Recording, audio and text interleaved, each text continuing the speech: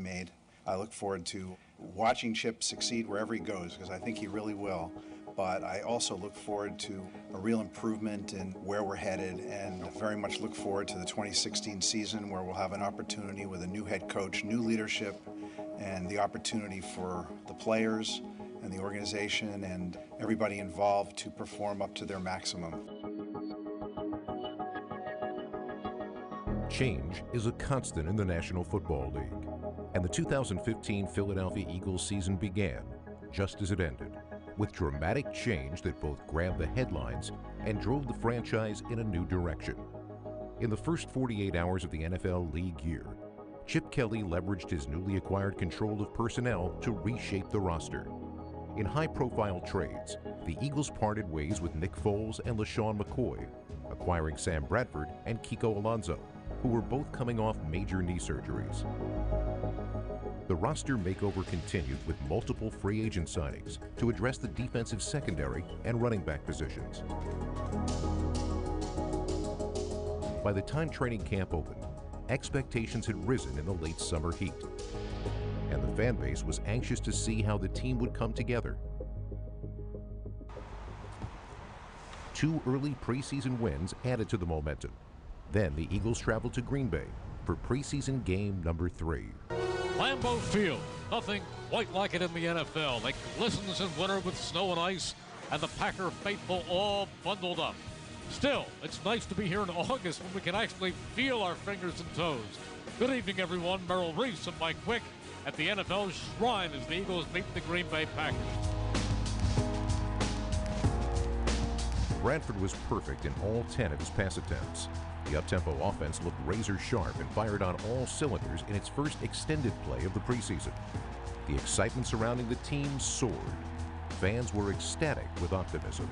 I can remember walking out of Lambeau Field that night, and if the only real big question mark in anyone's mind was, is Sam Bradford going to be a good quarterback for this team? Is he going to hold up? Because we hadn't really seen him at all. He goes 10 for 10 against the Packers. Everything looks crisp, and I remember walking out there that night with Jeff McLean, our beat guy, and we said to each other, this team's got a real chance. All of Eagles Nation, or all of the Eagle fans, saw that Green Bay game, and you saw how the offense went right down the field, and Sam Bradford, every drive they score on it, and we all really got sold on something that really probably was a mirage. I mean, Vegas bought in. Vegas had the Eagles as in the top 4 or 5 in Super Bowl favorites. 35 points in the first half. Bradford hitting everything he threw. There was a feeling that all along I think people thought this could be a really good season, but that night in Green Bay made people start thinking, oh man, this could be the season. The regular season kicked off under the bright lights of the Georgia Dome and national spotlight of Monday Night Football. I thought going into Atlanta, we were very confident. Obviously, the preseason we thought was very successful. You can't really take much from the preseason, but we did feel like we were rolling and we're in a good groove, and we thought we were in a good position to kind of carry that into the season. But the Eagles faltered in the first act of this primetime debut. With inconsistent play on both sides of the ball, they trailed 20-3 at halftime. Disappointing. That's a mild way to describe the Eagles' performance here in the first half. On the other hand, there is a second half. I think there's always that, you know, if you play really bad in one half, but you're still in the game, there's always that optimism. Like, okay, guys, we did as terrible as we could do, and we're still in the game. If we just come out here and execute on a few things, we can get ourselves back in it. To get back in the game, Walter Thurman gave the ball back to Sam Bradford in the offense. I don't know what adjustments the Eagles made at halftime, but this is a different team here in the third quarter. The Eagles found a rhythm and posted 21 second-half points, but ultimately came up short as the Falcons held on for the upset win. Second half, we made some adjustments and played better, but ultimately it was disappointing. I thought we early on let one get away that we should have won.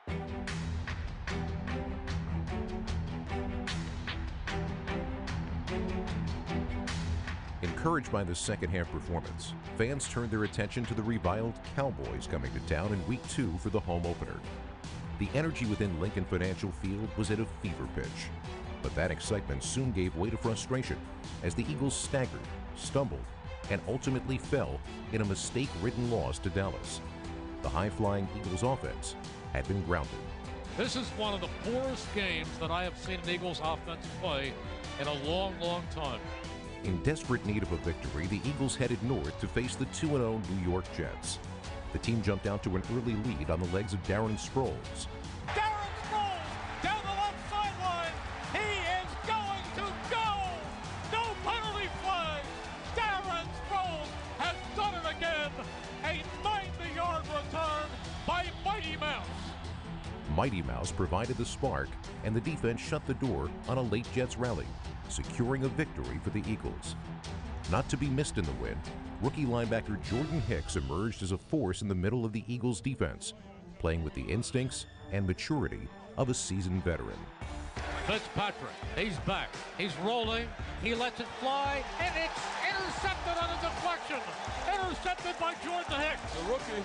Most rookies come in, they have talent, and talent's usually not the issue. It's usually how fast is the game for them, how well do they understand their job. And at the middle linebacker, how well do you understand the whole defense? And I think that's where he surprised everybody. I mean, nobody projected that he was going to play much on defense this year. Everybody thought that he was a guy that was going to play special teams and maybe you would groom him to play down the road. But because of injuries and everything, he had to play. But I think you found something there. I mean, he can really play. Good afternoon, everyone. Merrill Reese and Mike Quick at FedEx Field as the 1-2 Eagles meet the 1-2 Washington Redskins. In the second divisional game of the season, the Eagles' play was inconsistent in every phase of the game. Turnovers and untimely penalties hampered the offense. Newly acquired kicker Caleb Sturgis missed a field goal and extra point. And in the closing minutes, the Eagles' defense allowed Kirk Cousins to methodically lead Washington 90 yards down the field for the game-winning score. Cousins in the backfield by his lonesome, takes the snap, he fires, and it is caught. Touchdown, Pierre Garçon. The loss dropped the Eagles' record to 1-3 and left coaches and fans searching for answers to the frustrating pattern of inconsistency that plagued the team in the first quarter of the season. 1-3 is not 0-1. That's a whole different deal. And yeah, I think there was a lot of pressure that's being felt throughout the building, from the coaching staff on down to the players. So yeah, at 1-3, you said to yourself, wait a minute, what do we have here? And are they going to get it back together?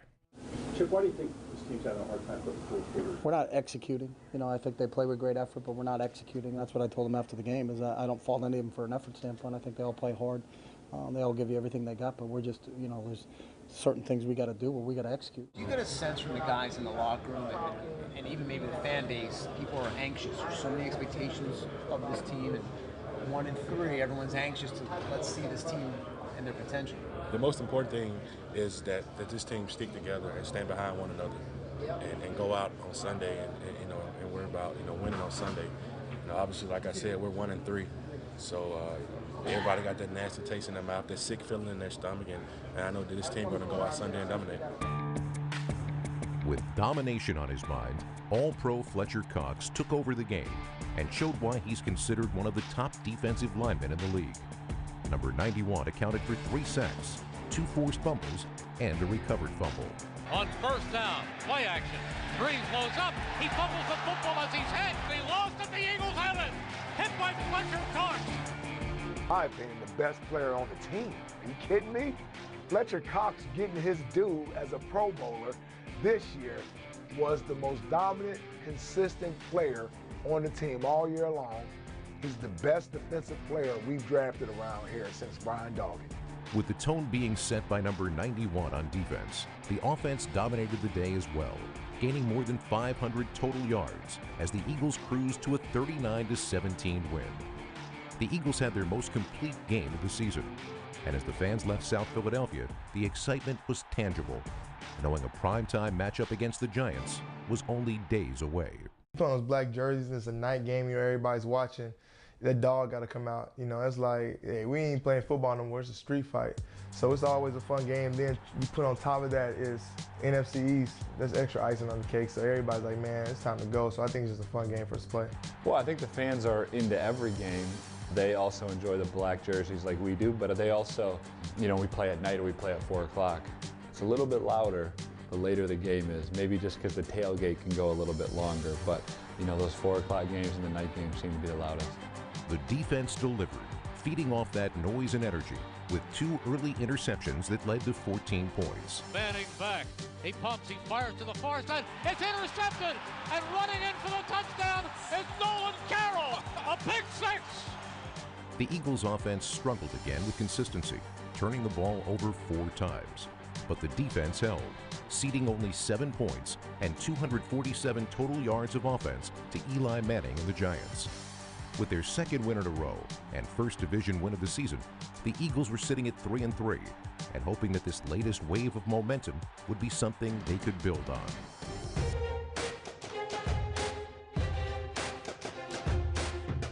The undefeated Carolina Panthers were less than hospitable hosts. The Eagles headed into Charlotte hoping to spoil their party. Despite intercepting Cam Newton 3 times, the Eagles failed to capitalize, and the Panthers continued to build their case to be recognized as one of the NFL's elite teams. The bye week brought opportunity for reflection. To compete with the elite teams in the league, the Eagles were going to have to find answers to the many questions surrounding their performance.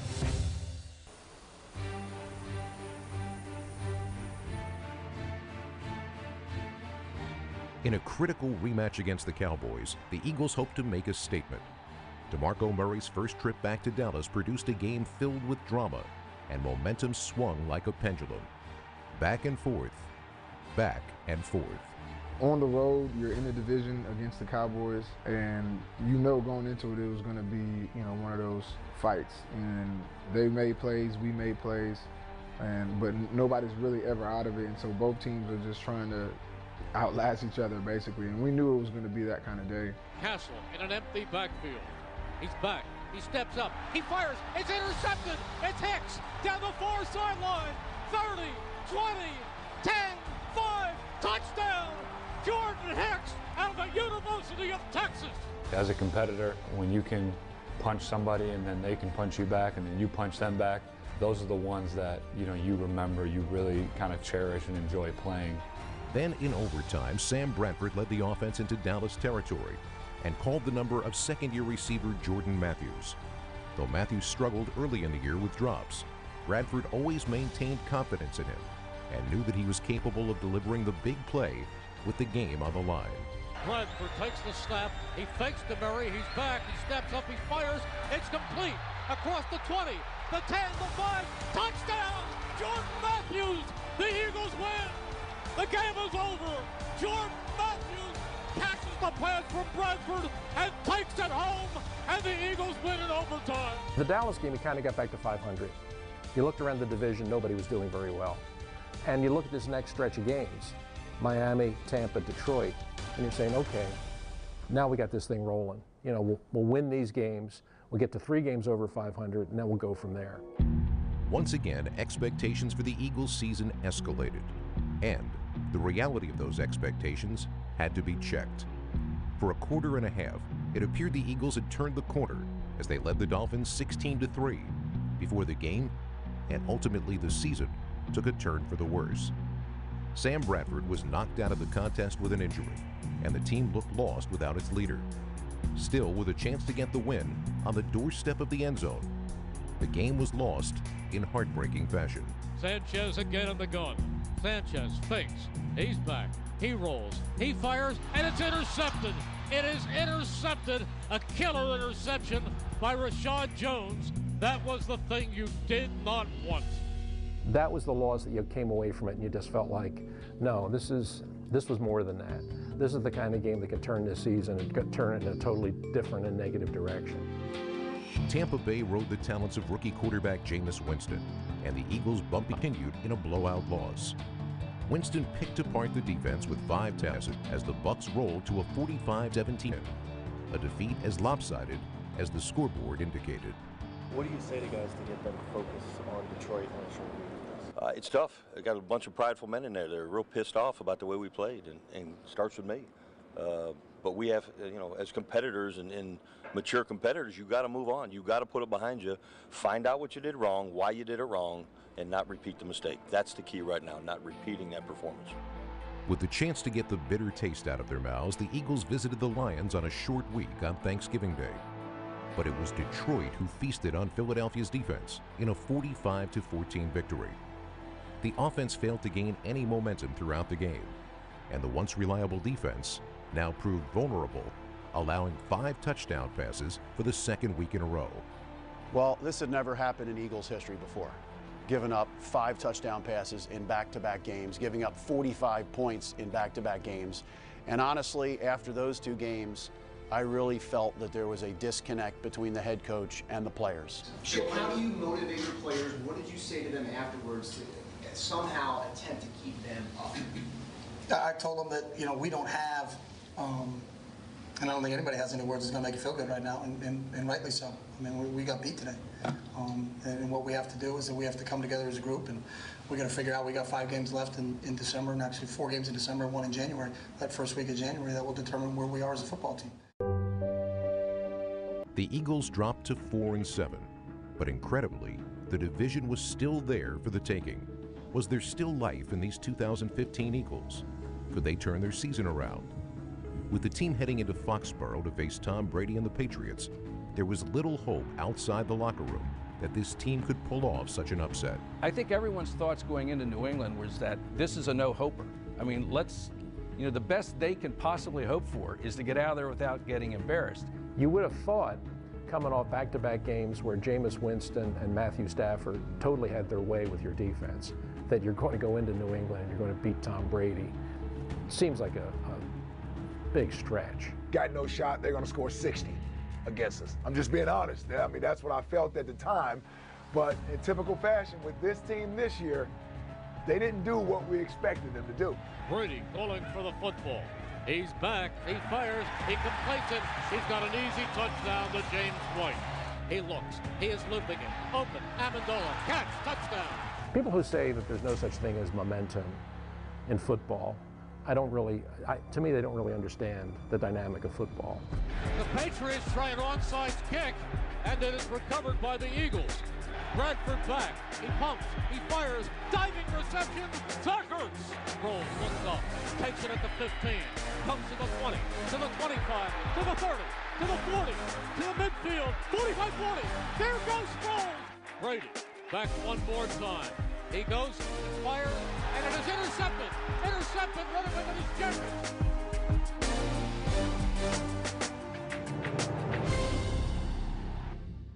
Week 14 featured the return of the Eagles' all-time leading rusher, LaShawn McCoy.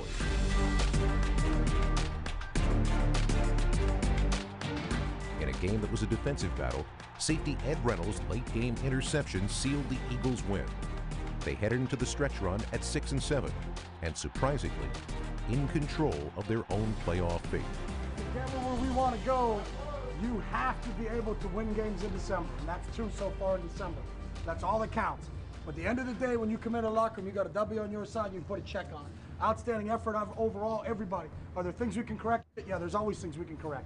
But we just keep coming back. We stick together as a group. We got great contributions from the special teams again. Defense plays their ass off. Offense plays their ass off. Just continue to stay together as a group, and we'll be in a good spot.